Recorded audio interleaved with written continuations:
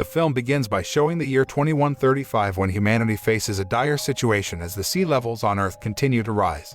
In a bid to ensure their survival, humans set their sights on the stars and build over 80 space shelters between the Earth and Moon. The migration process took place gradually over several decades. However, not all is peaceful in the new frontier. 3 of the shelters, numbered 8, 12, and 13, band together to form the Republic of Adrian and launch a surprise attack on both Earth and their fellow shelters. The Republic's actions ignite a long and brutal war between the Allied forces and the Republic of Adrian. Meanwhile, those still residing on Earth desperately work to create new weapons to turn the tide of the conflict. The action shifts to a lone woman battling robots. With remarkable skill and determination, she takes down each robot one by one before taking a brief respite. Suddenly, her earphones come to life as someone contacts her. It is revealed that the woman's name is Yoon Jong-hee, a member of the Allied Forces mercenary unit, sent to fight against the Republic of Adrian. Her mission this time around is to strike at the enemy's fuel pipelines. However, the mission quickly spirals into disaster. Yoon is the sole survivor as all her team members fall into battle. Undeterred, she pushes on with the mission, only to face an even greater challenge. The Republic unleashes a massive robotic beast that relentlessly attacks her. Yoon tries to find its weak spot and ignite it, but the robot is equipped with the ability to put out fires by releasing smoke. Desperate and out of options, Yoon seeks refuge behind a shipping container in the hopes of evading the relentless robot. However, her hopes are quickly dashed as she realizes that the robot is equipped with a body heat detection sensor, allowing it to track her movements even while she is hidden. Despite her best efforts, Yoon's hand is shattered by a brutal attack from the robot. But to Yoon's surprise, her fingers don't bleed. Instead, they reveal themselves to be made of metal, with wires protruding from the severed digits. As she stands in shock, taking in the realization of what has happened to her body, the environment around her suddenly transforms. It becomes clear that what she thought was reality was actually a simulation. Yoon is revealed to be an android, created by Chronoid, a cutting-edge institution dedicated to the development of artificial intelligence. The project is overseen by Yoon So-hyun, the chief researcher, and Kim Song-hoon, the director of the Chronoid laboratory. After the simulation ends, Yoon So-hyun and director Kim hold a meeting with military officials to discuss the AI mercenary project. The meeting commences with a video presentation showcasing the ongoing war between the Allied forces and the Republic of Adrian.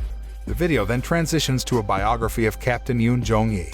However, Yoon Jong-hee was not always an android. She was originally a legendary human mercenary for the Allied forces, known for leading her team to success in numerous missions against the Republic of Adrian.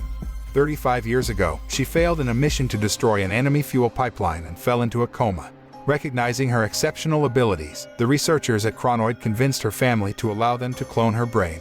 They aimed to copy her brain data, insert it into brain clones, and then place them into android bodies. The goal was to create androids that possess the same combat prowess, intelligence, and loyalty as Jong-hee, with the hope of even surpassing her original abilities. If her family agrees to the brain clone plan, the Chronoid organization promised to finance Jong-hee's daughter's living and education expenses, as well as the cost of her medical treatment for a lung tumor. This was the reason Jong-hee became a mercenary in the first place, to provide for her daughter's needs. And Jong-hee's daughter is none other than So-hyun. As head of the research project, her main focus was to find ways to develop outstanding combat AI. To achieve this goal, the androids were put through simulations of Jong-hee's final mission, in order to extract valuable combat data that could be used to further enhance their abilities. The androids were designed to be the perfect soldiers, but they were falling short of expectations. Time and again, they failed to complete the final mission simulation, just like Jong-hee, who was deemed a failure after her own mission went awry. The military brass attributed the ongoing war against the Republic of Adrian to Jong-hee's failure and deemed her a failed soldier. The repeated failures of the androids in simulation only reinforced this conclusion. However, So-hyun was not one to give up so easily. Despite the setbacks, she remained determined to succeed. She promised the military brass that she would not stop until the androids could pass the simulation with flying colors. Her unwavering spirit moved the military brass, and they agreed to give her another chance. Under one condition, she had to prove her point soon, or the project would be scrapped. After the meeting, So-hyun rode the train to the hospital for her medical test, and she was lost in thought. A young girl on the train jogged her memory, reminding her of a poignant moment from her past. She remembered the last time she saw her mother, Jong-hee, before she went on a mission. Her mother had apologized for not being able to be by her side for the surgery, but the two hugged each other tightly before saying goodbye. That embrace was the last time So-hyun hugged her mother. Back in the present, after undergoing medical tests, the doctor delivered devastating news to So-hyun. Her childhood tumor had returned and was rapidly spreading, and she only had 3 months left to live. The doctor suggested that So-hyun consider a brain clone and switch to an android body, but the cost was prohibitively high. So-hyun learned that there were two types of brain clones and switches to android bodies, Type A and Type B. Type A was the most expensive option and would allow her to retain her human rights, including the right to marry and adopt children.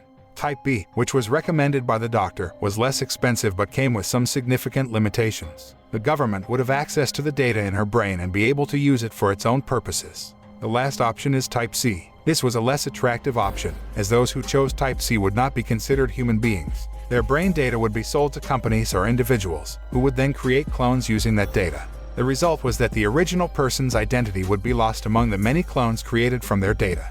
The only advantage of Type C was that there was no cost involved. People could clone their brains and switch to android bodies for free. As the doctor finished explaining the different types of procedures available, So-hyun's thoughts drifted to her mother, Jong-hee. She remembered the time when her mother fell into a coma during her last mission, and how her grandmother had signed a contract with Chronoid to perform a Type C procedure on her, despite her reservations. The thought of choosing a similar path made So-hyun hesitate. She told the doctor that she needed some time to think and consider her options. The doctor, who was himself a robot, understood her predicament and gave her the space she needed. Before she returns to the Chronoid laboratory, So-hyun first visits Jong-hee. Her heart ached as she stood beside her comatose mother. The once vibrant woman was now lying lifeless in a tube, her head covered in wires and tubes. So-hyun couldn't hold back her tears as she gazed upon the woman who had given her life. The next day, the researchers at Chronoid were buzzing with excitement as they prepared for the next simulation with Jong-hee's android. However, the mood changed abruptly when Kim suggested shooting the android's leg. He argued that they needed to shake things up, to try something different after months of fruitless experiments. Despite the initial shock and resistance from the team, they ultimately agreed to go ahead with the variation in the hopes of yielding different results. And so the simulation commenced, with the android now hobbling on its wounded leg. The researchers watched with bated breath as the android struggled to fend off its enemies. To their dismay, the screen revealed a rapid decline in the android's fighting instincts and an unprecedented increase in the indicator for pain. The once hopeful green had all but disappeared, replaced by a blazing red. As they watched the simulation unravel, the researchers became increasingly convinced that this too would end in failure, just like all their previous attempts. The wounded android seemed unable to overcome the challenges it was facing, and the negative changes in brain activity only added to its fears. The team sat in silence, feeling defeated and disheartened as they watched the simulation come to an inevitable close. But just as the simulation seemed destined to end in failure, something unexpected happened. A new area in the android's brain lit up on the screen, and the android suddenly rose to its feet and resumed fighting. Despite being shot in the head, the android fought on until it finally collapsed. The researchers were stunned. They had never seen this new part of the android's brain before. Kim quickly investigated and concluded that it was the essence of combat AI. Excited by this breakthrough, he instructed the team to mark it with yellow on the map of the android's brain. With renewed energy, he urged the researchers to work harder, reminding them of the briefing from headquarters the next day. Days passed, and So-hyun was still in awe of the new discovery in the android's brain. She couldn't help but wonder what the mysterious new area really signified. One day, the chairman of Chronoid summoned Kim and So-hyun to his office. As So-hyun entered the room, she noticed a strange glint in Kim's eyes. Suddenly, she realized the truth. Kim was not a human researcher, but a robot with an AI brain, just like the androids they were experimenting on. Before So-hyun could fully process the revelation about Kim, the chairman delivered another shock. He informed her that the development of combat AI was no longer necessary. The war between the Allied forces and the Republic of Adrian was coming to an end, and a peace treaty was imminent. In a time of peace, there would be no use for combat AI. The chairman had made the decision to shift the company's focus to developing AI for household products and services. Despite her disappointment, So-hyun tried to argue for the continuation of the combat AI project. However, the chairman was resolute in his decision, and nothing could change his mind. So-hyun was left feeling defeated and disheartened, but she eventually accepted the new direction of the company. Even though the pressure to succeed before the research was completely shut down, the androids continued to fail in the simulations. Kim became increasingly frustrated, blaming So-hyun and the other researchers for the repeated failures. Desperate to find a solution, So-hyun came up with an idea to bring back the yellow area in the android's brain by cutting off its arm. However, the screen only showed an increase in red, indicating pain, which only fueled Kim's annoyance. In a fit of anger, he went into the room and shot the android's foot repeatedly until it stopped functioning. Kim demanded that the staff reactivate the android, but So-hyun stood her ground and forbade him from doing so. Enraged, Kim points his gun at So-hyun, demanding she reactivates the android, but she persists in refusing. With the situation at a boiling point, the female staffer's intervention came as a much-needed break. Kim was asked by the chairman to meet with him, and he reluctantly left So-hyun and the research team behind. The encounter with Kim had left So-hyun disheartened, and she no longer felt the same drive and enthusiasm for her work. She ordered the staff to clean up the lab and to compile all the research data from start to finish. As So-hyun sat in the room, she felt the pain of her cancer spreading through her body. Despite the discomfort, she pressed on and continued to examine the data. It was then that she noticed that one of her team members had not yet submitted their data. So-hyun was shocked and disturbed by what she saw in the staff's room.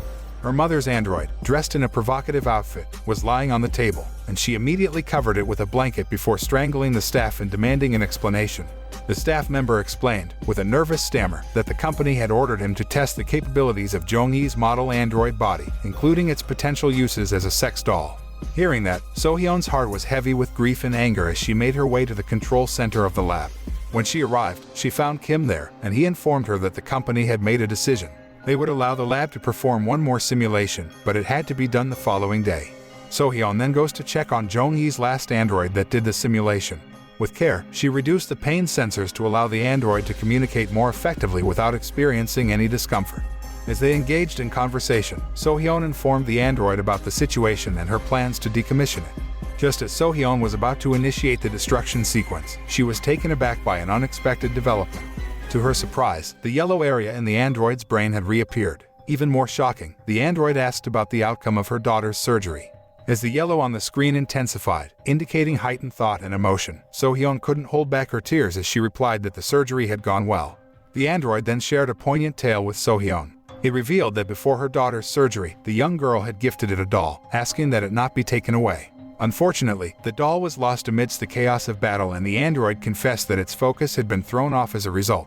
Listening to this, So-hyun was overcome with emotion and she tearfully deactivated the android. She came to the realization that the missing doll may have been the reason for Jong-ee's failure in its final mission. The following day, the final simulation was conducted. As per usual, 2 staff members escorted the android Jong-ee to the simulation room where So-hyun was waiting. However, there was a noticeable change in the proceedings. So-hyun asked the 2 men to step out, explaining that this was the last simulation and she wanted to handle all the preparations on her own. Once they had left, So-hyun began the activation process while wiping the yellow area in its brain, which housed the memories of her daughter. She leaned in and whispered something into the robot's ear, even though its eyes were still closed. Its brain was active, allowing it to hear her quiet words. Moments later, a deflated Kim instructed the researchers to commence the simulation. Tragically, it met the same fate as the previous simulations, with the android being taken down by enemy fire. Kim expressed his gratitude to the research team for their hard work before departing the room. He no longer seemed to have any emotional investment in the simulation. Despite one researcher pointing out that the android's brain reaction was weaker than previous attempts, Kim simply walked away. Meanwhile, the 2 staff members entered the simulation room and reactivated the android, leading it to a room where it was to be decommissioned. However, as Kim made his way down the hallway, he felt a sudden nagging sensation.